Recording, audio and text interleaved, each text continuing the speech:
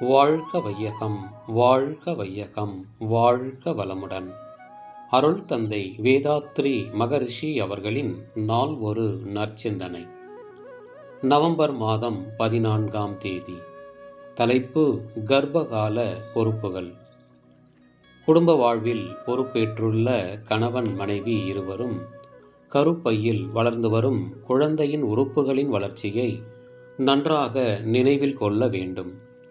இந்த காலகட்டத்தில் தம்பதிகள் போதைப்பொருள் உபயோகித்து உடல் உறவு கொண்டாலும், முரட்டுத்தனமாக நடந்து கொண்டாலும், உருவாகி வரும் குழந்தையின் உடல் உறுப்புகள் அதன் விளைவாக தாக்கப் பெறும்.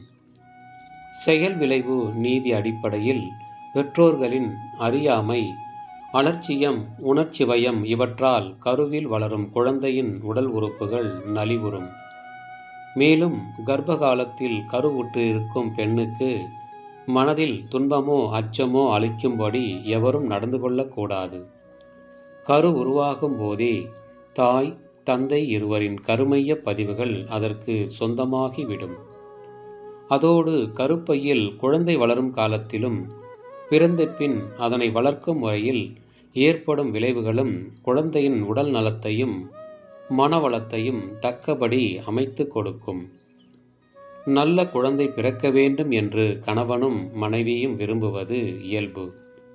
அதற்கேற்றவாறு அவர்கள் தங்கள் கடமைகளை ஆற்றாவிட்டால் எவ்வாறு நல்ல குழந்தையை அடைவது? ஒரு குழந்தையின் உடல் நலமும் மனவளமும் பெற்றோர்களுக்கு மட்டும் உரிமையானவை அல்ல. பிறக்கும் ஒவ்வொரு குழந்தையும் மனித சமுதாயத்தின் ஓர் உறுப்பினரே. அருள் தந்தை அவர்கள். வாழ்க வளமுடன்.